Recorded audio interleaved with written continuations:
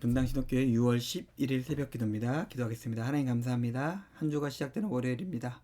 하나님의 은혜를 사모하는 이 시간 우리와 함께 해주시고 주의 말씀과 능력 가운데 우리 영혼이 또 새로운 한 주를 온전히 시작할 수 있게 주님 함께 하시고 역사해 주시옵소서. 감사드립니다. 예수님의 이름으로 기도드렸습니다. 아멘. 누가복음 6장 12절입니다. 누가복음 6장 12절에서 19절까지 말씀입니다. 누가복음 6장 12절에서 19절까지 말씀입니다. 이때 예수께서 기도하시러 산으로 가사 밤이 새도록 하나님께 기도하시고 밝음에 그 제자들을 부르사 그 중에서 12를 택하여 사도라 칭하셨으니 곧 베드로라고도 이름을 주신 시몬과 그의 동생 안드레와 야고보와 요한과 빌립과 바돌로메와 마테와 도마와 알페의 아들 야고보와 셀롯이라는 시몬과 야고보의 아들 유다와 예수를 파는 자들 가롯 유다라. 예수께서 그들과 함께 내려오사 평지에 서시니 그의 제자의 많은 무리와 예수의 말씀을 듣고 병 고침을 받으려고 유대 사방과 예루살렘과 두로와 시돈의 해안으로부터 온 많은 백성도 있더라. 더러운 귀신에게 고난을 받는 자들도 고침을 받은지라. 온 무리가 예수를 만지려 힘쓰니 이는 능력이 예수께로부터 나와서 모든 사람을 낫게 함이러라. 아멘. 예수님께서 그 앞에 어떤 일이 있었죠? 안식일 논쟁이 2번 있었습니다. 밀밭 사이로 가시다가 제자들이 가지를 꺾어서 밀을 까부른 다음에 밀을 먹었을 때 안식일 논쟁이 있었고, 회당에서 사람들이 가득한 회당에서 손 마른 자를 고치셨던 사건을 통해서 바리새인과 좀 안 좋은 논쟁과 갈등이 있었어요. 그 다음에 예수님께서 산으로 기도하러 가십니다. 내용과 조금 동떨어진 얘기지만은 산에 기도하러 가서 언제까지 기도하시면 밤이 새도록 하나님께 기도합니다. 마태복음 6장에 보면은 산상수훈에서 예수님께서 기도할 때 중언부언하지 말라고 말씀하셨어요. 말을 여러 번 하지 말고 더 추가해서 말을 길게 하지 말라고 말씀하신 것이죠. 하나님께서 다 아시는데 똑같은 말을 반복하거나 더 의미 없이 더 첨가해서 기도하지 말아라 라고 말씀하셨습니다. 예수님께서는 중언부언하면서 말을 반복하거나 의미 없는 내용으로 기도하시는 분이 아니셨어요. 하나님과 정말로 교제하면서 대화하면서 온전한 의미에서 기도하신 분이었습니다. 그런데 이런 예수님께서 왜 밤이 새도록 기도를 하셨을까요? 그냥 대충 밤이 저녁 9시부터 다음날 8시, 9시, 6시, 7시라면 10시간, 12시간 동안 10시간 혹은 12시간씩 기도하신 건데 왜 그렇게 길게 기도하셨을까요? 어떻게 보면은 예수님께서는 10시간 기도하시고 한 2-3시간 쉬시고 다시 10시간 낮에 사역하시고 자기가 낮 동안에 움직이면서 사역하시는 시간만큼 밤에 기도를 하셨습니다. 저는 여러 가지로 생각할 수 있고, 물론 뒤에 이어지는 제자를 세우시기 위한 가정일 수도 있겠다고 하겠지만은 예수님의 기도의 패턴을 보면은 이것이 이례적인 게 아니었어요.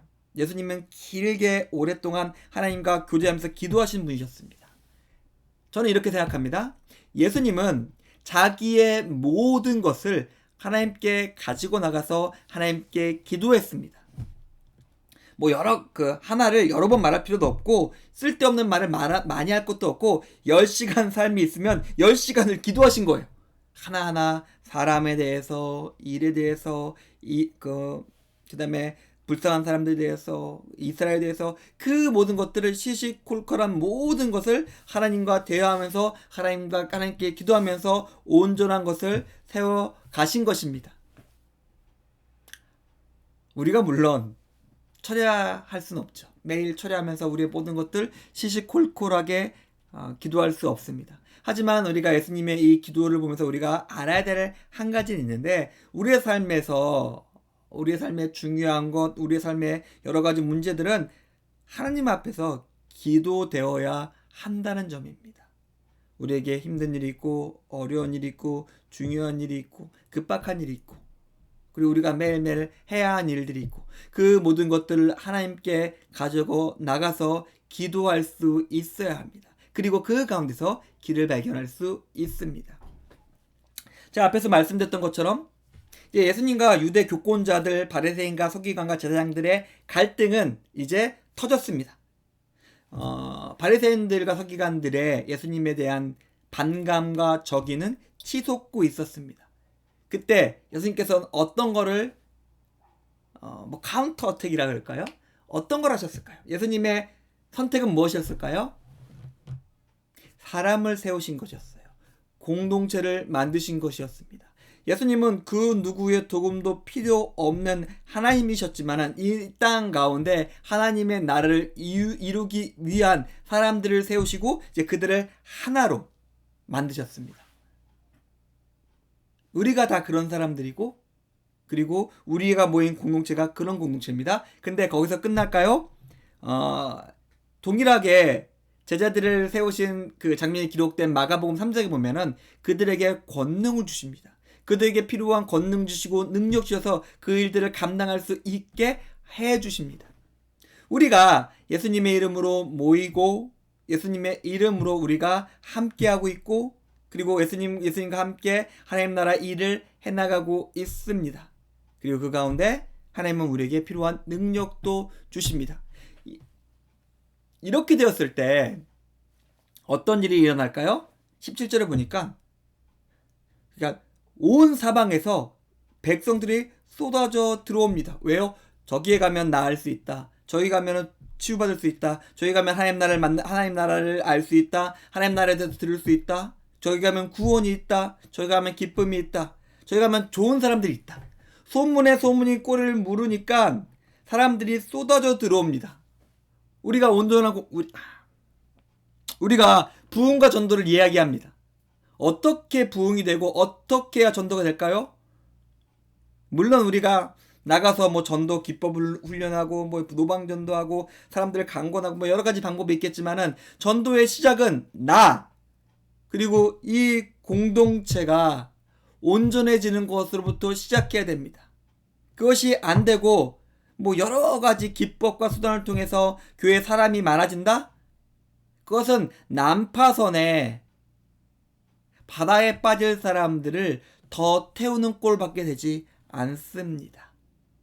사랑하는 성도님들, 우리가 이제 새롭게 한 주를 시작하는 시간이 되었습니다. 어떻게 살아야 될까요? 하나님 앞에 모든 것들을 내어놓고 기도하면서 우리가 살 수 있었으면 좋겠습니다. 그리고 우리가 하나 되어서 하나님의 온전한 공동체를 세우며 살아갈 수 있었으면 좋겠습니다. 우리 성도님들의 하루가 그리고 우리 분당신학교의 공동체가 그런 모습으로서 온전케 되고 승리할 수 있기를 주님의 이름으로 소망하고 또한 성도님들의 삶에 하나님의 은혜가 가득하기를 축원드립니다. 주기도문 하심으로 오늘 새벽 예배를 마치도록 하겠습니다. 하늘에 계신 우리 아버지여, 이름이 거룩히 여김을 받으시오며 나라가 임하시오며 뜻이 하늘에서 이루어진 것 같이 땅에서 이루어지리이다. 오늘날 우리에게 일용할 양식을 주옵시고 우리가 우리에게 죄 지은 자를 사하여 준 것 같이 우리 죄를 사하여 주옵시고 우리를 시험에 들게 하지 마옵시고 다만 악에서 구하시옵소서. 대개 나라와 권세와 영광이 아버지께 영원히 있사옵나이다. 아멘. 감사합니다. 새벽 기도를 마치겠습니다.